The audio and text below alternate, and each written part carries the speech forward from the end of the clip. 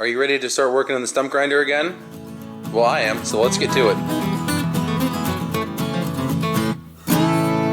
Well, because I'm a hoarder, I pulled a gas-powered air compressor out of the scrap dumpster in town, and here's the fuel tank off of it. I don't really plan on rebuilding the motor that's on that compressor, so I thought, let's rob the tank off of it, because it just looks so dang cool. It's an old metal tank, and I'm planning on mounting it right up here on the control panel. If I turn the tank around, I can mount it right down there with the two existing bolt holes, and if I heat that mount up and bend it out, this thing will be sitting flat. So I'm going to remove the tank from the bracket, probably heat it up with the torch a little bit so it bends nice and about dropped it. Ooh. So it bends nice and straight, and we'll get it on there.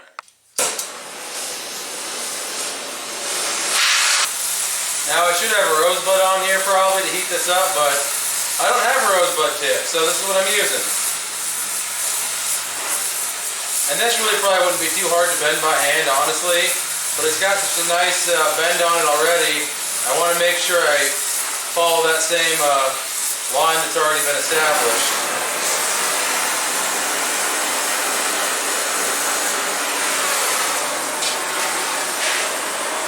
Maybe a little bit more and we'll go see if it fits. I think just a little more and it'll be good. Probably still hot enough I can just stick it in the vise and bend it. There we go. That's just about perfect. I already drilled the holes in here, stuck some hardware in. Let's see how it fits. Hopefully I drilled them in the right spot. Cool. Dropped right in. Also, this old tank has a petcock in the bottom, so we've got a fuel shutoff built into the tank, which is handy. It is a little scuzzy inside, so we'll just run an inline filter to make sure we don't get any of that junk in our brand new carburetor. The crazier this cutter head gets, the more it scares me. I had been originally planning on using the housing off the snowblower here for a shield for that, but now I'm concerned if that cutter head comes apart, it's going to rip right through that auger housing from the snowblower. So I went out and found a piece of 3/16 channel iron in the scrap pile, and would you believe it? It's so dang close to fitting between those rails, it's not funny, but it just doesn't quite fit. So we'll have to cut it a little bit to make it fit in there. I don't want to put that channel right against the back of this cutter head here in case I pick up some unexpected stuff. I don't want it jamming up in there or anything. So I'm going to go all the way back here against the frame, I think. Plus it'll just make it easier to get a good solid attachment without any additional bracing. So I'll come up the back there, and I'll probably cover the whole thing, and I won't come out from the top because that's probably plenty high, and I don't want to leave just this giant cavernous area here for stuff to shoot out the side. So I'll probably cover the whole back, and I might come out from about here. Or I don't know, maybe I won't cover the whole back. Maybe I'll come up at an angle from down here like this and then across the top. I don't know, we'll have to cut this up and start bending it and look, but either way, I'm going to use that heavy wall channel to shroud myself from this thing before it kills me.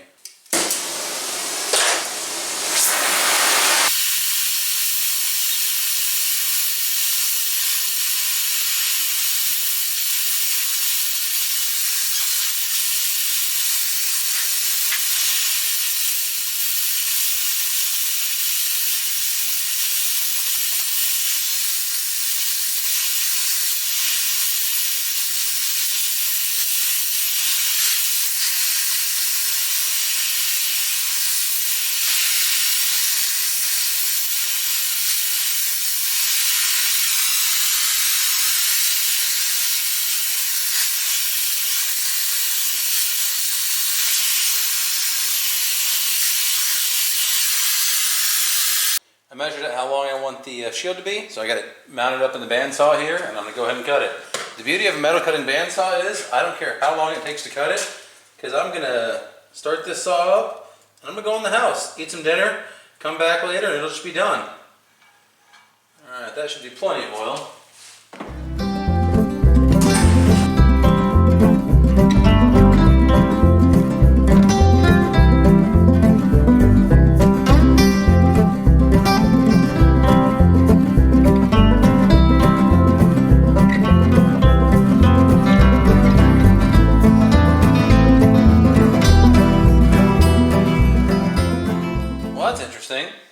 Did it finish cutting? Not quite. This piece of channel is actually a little bit too big to fit in my bandsaw. I turned the other half of the jaw around backwards to make it fit. So I'm guessing all that vibration must have knocked it loose. You probably shouldn't walk away from your bandsaw and go eat some dinner quick, but that's what I do. I got the bandsaw cutting away again. Hopefully it's not too loud. This is roughly how it's going to look. One minor change I'm going to make, I'm going to take these pillow blocks and put them underneath the frame here. I had planned on putting them on top like this just to keep, you know, debris and whatnot from getting in the bearings. And I thought all I really want to do is get these stumps ground down to ground level or maybe just a little bit below. Because I've planted new trees there, I don't really care about trying to grow grass on top of them. But I had somebody comment on the last video saying, hey, you might want to put those underneath to get a little more depth. And he's right, that'll give me about 3 more inches of depth. And if I ever lend this out to somebody, they're probably going to want to grind the stump out to where they can put grass back over top of it. So they're going to want to be more than, you know, just 2 inches deep. I'm going to put the pillow blocks on the bottom, like I said, and we'll mount the shield accordingly. I do like how it angles down like that. Hopefully it deflects crap down towards the ground. I don't want it coming out and going sky high. You know, nobody should be in front of this when I'm running it anyway, but I like that the shield is actually angled down, so hopefully it throws anything that it picks up right back down to the ground. The shield's tacked in place. I think that's about where I'm going to leave it at. Plenty of clearance on the cutter head, and I haven't decided yet. I might fill the sides in here, but I don't know if that's necessary. I don't really, I mean, to be the absolute safest possible, yes, I should fill those in, but at the same time, I don't really know that anything's actually going to scoot out of there. Well, I can think on that still. I'll go ahead and finish weld the shield to the frame there and bring it back after that's done. Well, I ended up painting it red. I was going to paint it this gray color here, because I thought that would go well with the aluminum engine and the handlebars, you know, but that can of spray paint was shot, so the only color I had was red, other than like John Deere green and yellow, and I didn't want to use those, so I guess that's going to be red. I'm going to sit down and get out my other pulley and start thinking about how I'm going to mount the tensioner here so that we can engage and disengage the cutter head.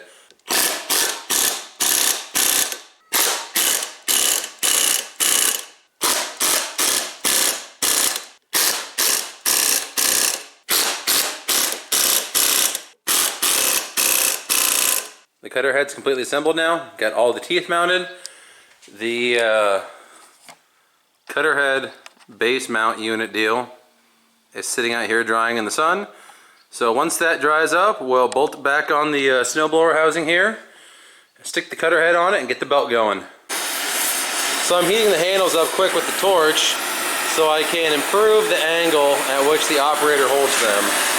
They're a little low for my taste. I'd like them a little higher. I think this will work out pretty well.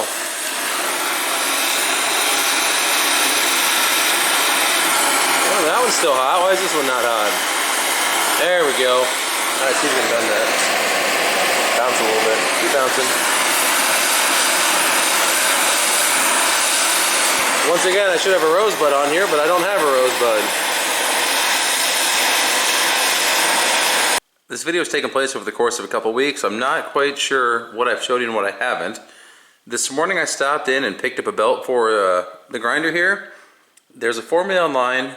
I used a calculator, I cheated. You can, you know, do the formula yourself if you'd like to.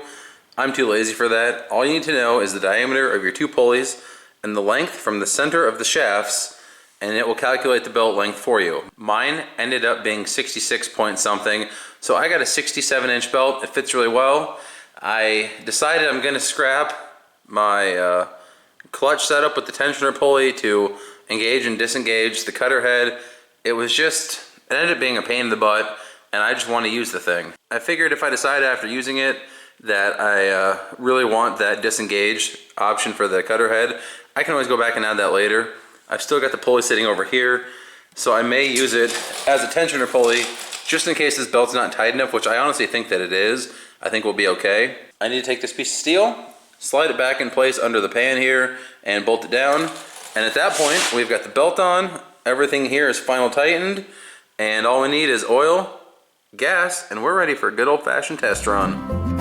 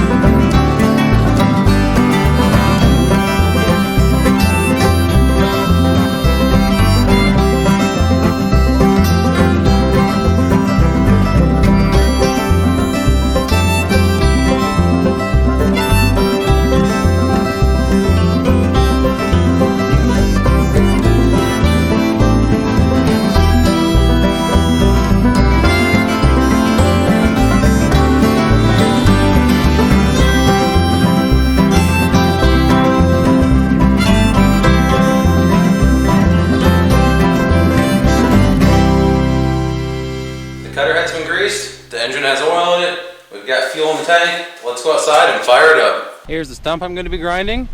This is the first start and test run.